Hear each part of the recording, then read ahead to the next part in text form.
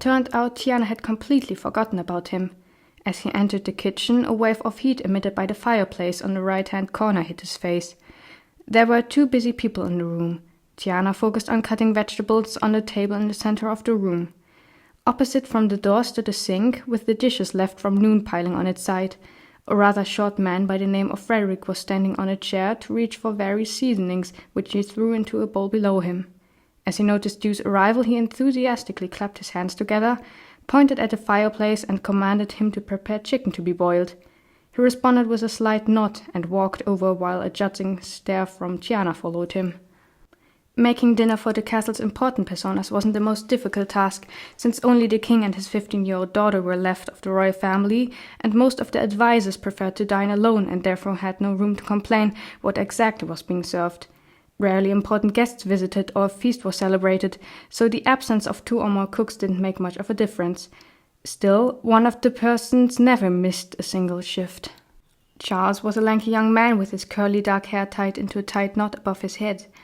When he came down the stairs with a full plate of various savory delicacies, Du couldn't tell whether his eye bags had gotten worse or if the exact amount of work had permanently engraved itself into his almost starved face.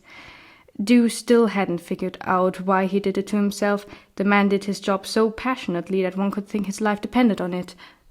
As expected, the 4 of them finished their job right in time, even though Josephine was laying in her bed due to a cold, and Sean had been called to visit his father to pay his respects to his recently deceased mother. Just in time, the door opened and several men entered the kitchen to pick up the ready-to-be-delivered plates. Like so often, Du's attention was drawn to their white shirts with blue and silver striped vests on top. He himself didn't own any festive or slightly noble clothing and didn't see the point of dressing up for certain occasions, yet he still wondered how one would feel in such an attire. He imagined it to be rather ridiculous, forcing an uninterested demeanor seemed tiring.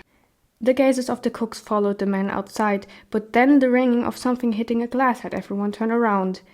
Frederick was standing in the back with 4 wine glasses and an anticipating smile on his wrinkled face. "I urge everyone to go upstairs right now," he announced before adding, "You can come later if you want, Charles."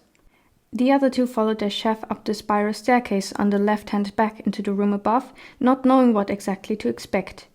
Usually everyone would scurry away as soon as possible and leave Charles to do the rest. On a table in the middle stood a set of candles to lighten up the room, the last rays of the setting sun would not have been enough, and a tall bottle. On one of the 6 chairs already sat a woman with a large shawl wrapped around her neck and shoulders and long curly hair falling onto her back. "Please, take a seat," she offered in a welcoming but sickly voice, while giving the newcomers one of her heartwarming smiles. Frederick began to hand out the glasses. "Today, as some of you might know," he began to solemnly explain, "is a special day to be celebrated. Today, 34 years ago, a very hard-working woman took her very first breath and 20 years later joined us at the table. Happy birthday, Tiana." Everyone but Du clapped, who then noticed it would be appropriate to do the same, and Tiana laid her hand on her heart while on the verge of happy tears.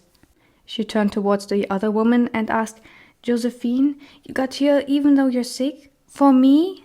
Josephine grabbed the bottle, opened it and began pouring out some of its red content. "It's your 14th anniversary after all." When it came to Du, she hesitated for a moment. He was the youngest one in the group after all, and they couldn't know that he had been exposed to far worse toxin than alcohol before.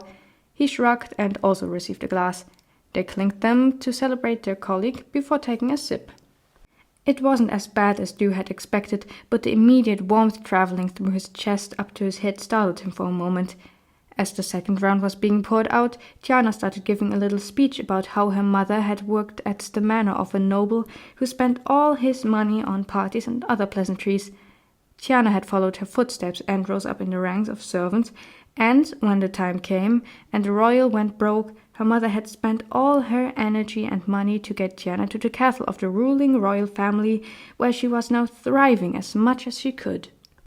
"So, what will you do with this new chapter of your life?" Frederick asked and picked up the bottle once again to give the last bit of wine to the birthday person, even though he would have much rather consumed it himself. She took the glass and emptied it in one go. "I have accomplished so much, there's not much more I can do, but there's still one thing any woman would want." You wanted to leave. He wanted to leave very badly. "To get married and start a family," she exclaimed before adding, "and I'm sure Bota will bless me once again this year. Am I right or am I right?" Tiana clumsily poked Dew with her elbow, which almost had him falling off his chair. The touch felt more like a stab to him. The others laughed drunkenly, and he heard someone say, "She's still waiting for her drink, eh?" He hated everything about the idea, yet no one here would support him, especially not in this state. Dew didn't exactly know his age, but one look at him revealed that he couldn't be older than a young adult, even though his scars, who stretched themselves across his cheek and his forehead and his ripped lip, made him seem like someone with life experience. He partially grew up with Avery after they had found each other. His age had to be around the same, which was 18. The idea of committing to a relationship with this woman for the rest of his life scared him to death, even though it was expected of him to find a valuable partner in the next couple of years. His best years, some had said, as if he would expire like a bucket of milk.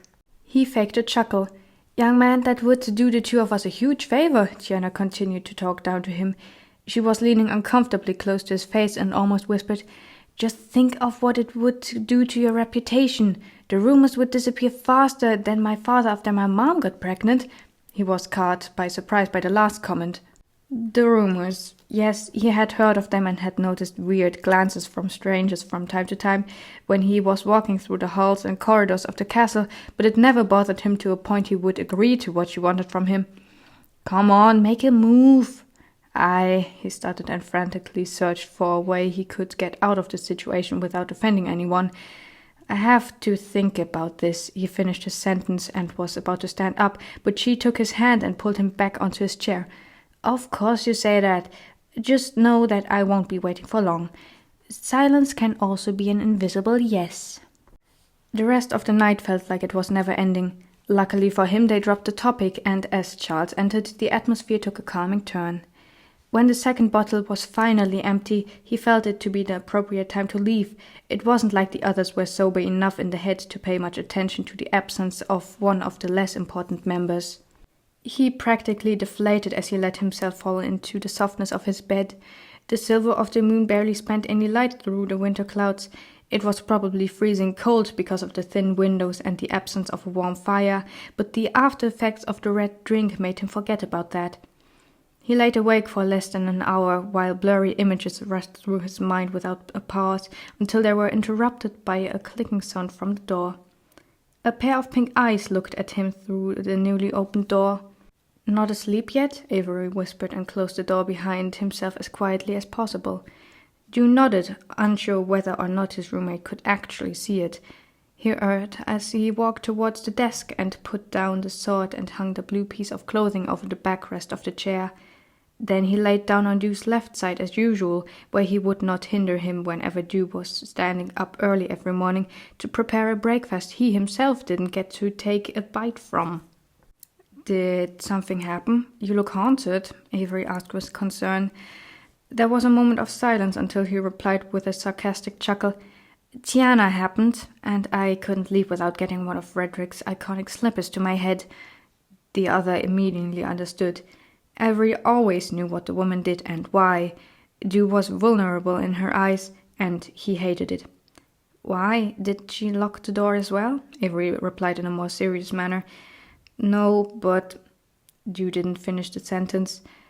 They have had this conversation before. Just leave when it's too much to handle, but for the young cook it wasn't so easy. In comparison to his friend, he was more or less dependent on a good relationship with his colleagues, while the knight could just stare at others and make them tremble in fear.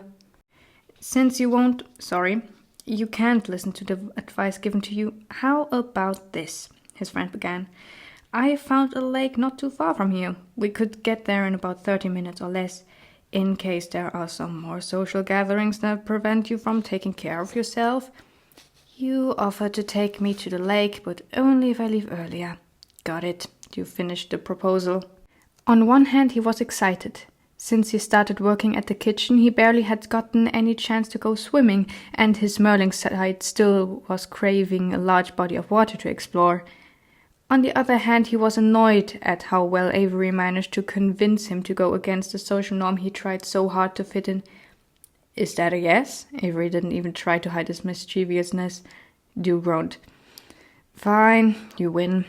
The young cook felt a hand patting the area between his chest and shoulder, which sent a wave of heat through him. I should get a reward for this victory, don't you think? His roommate joked. Like my own fairy tale or some. The knight who conquered the stubbornness of a merling. Dew shoved Avery in a playful manner. Let's make a continuation title. The merling who threw a knight down a 5-story building. The knight laughed.